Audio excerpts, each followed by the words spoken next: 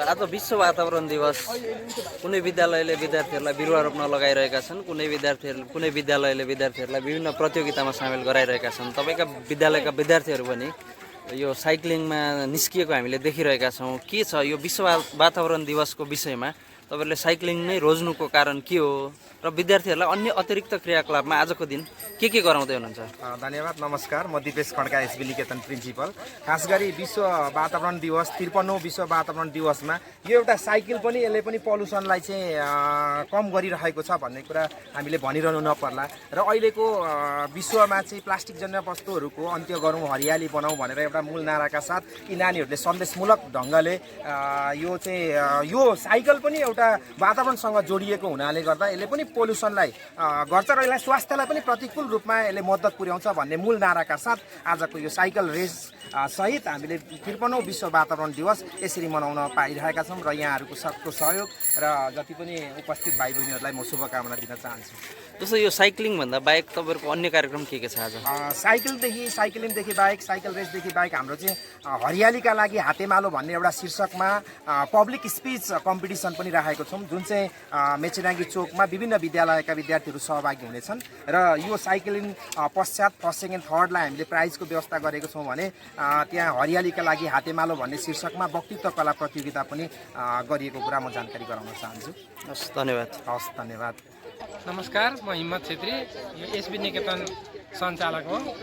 आज विशेष गरेर यो वातावरण दिवसमा हामीले साइकल रेसलाई रोजेको कारण चाहिँ यो साइकल पनि पोल्युसन रहित एउटा साधन हो र विश्व पोल्युसनमा यो कार्बन बेसी फ्याँक्ने इन्जिनहरूले भन्दा यो साइकल अहिले सिटी रिक्साहरू जुन विद्युतीय सामानहरू आइरहेका छन् त्यसले चाहिँ पोल्युसनलाई कम गर्छ भन्ने कुरा अहिले थाहा हुन गइरहेछ। त्यसलाई हामीले प्रमोट गर्न साथै यो पूर्व मेचीको डिलमा अहिले हामी छौँ तिरिङमा, यहाँबाट नै एउटा के भने बच्चाहरूलाई र सम्पूर्ण नेपालभरि गरे तापनि हामी पनि यहाँबाट एउटा जागरण अभियान लिएर अब रेस गरेर जाउँ होइन, एउटा कुदाएर जाउँ। यो चाहिँ वातावरण दिवस एउटा सुतेर एकदम अल्छी तरिकाले हुँदैन, यो रेसमा जान्छ भनेर चाहिँ नानीहरूलाई पनि एउटा जानकारी दिन र समाजलाई पनि जानकारी दिन चाहिँ हामीले यो कार्यक्रमलाई रोजेर गरेका छौँ। त्यसमा हरियाली सम्बन्धी वक्तृत्व कला पनि छ अनि विभिन्न हामीले नानीहरूलाई पेन्टिङहरू पनि वातावरण मैत्री पेन्टिङहरू गर्नलाई चाहिँ स्कुलमा अभिप्रेत गरिरहेका छौँ। त्यो पनि हामी प्रतिबद्धसँग छौँ।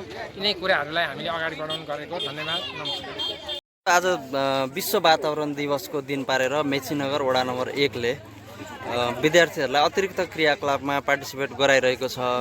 यो चाहिँ यो विषयमा वडाको समग्र धारणा के छ र थप आगामी दिनहरूमा अन्य दिनहरूमा विद्यार्थीहरूको लागि यहाँका विभिन्न विद्यालयमा अध्ययन गर्ने, यहाँ चाहिँ अहिले संस्थागत विद्यालयको देखियो, सामुदायिक विद्यालयहरू लगायतका विद्यालयहरूमा अन्य विद्यालयहरूमा आजको दिनमा वडाको सहयोगमा कहाँ के कार्यक्रम भइरहेको छ त्यो भनिदिनुहोस् न।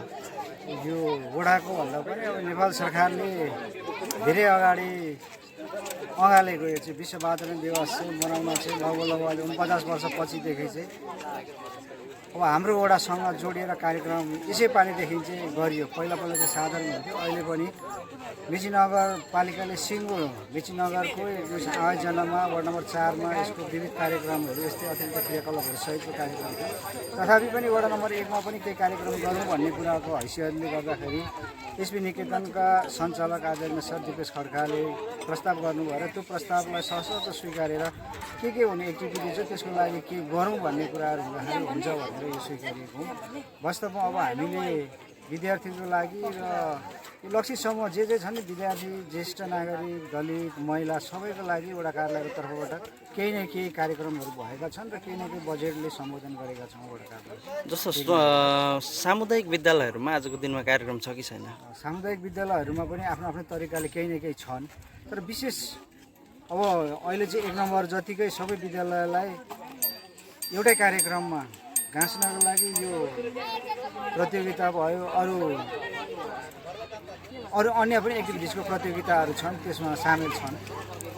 वडाको सहयोगमा वडाले पनि केही सहयोग गरेको छ, केही विद्यालयको पनि यसमा सहयोग छ, सहअस्तित्व छ। हुन्छ, धन्यवाद।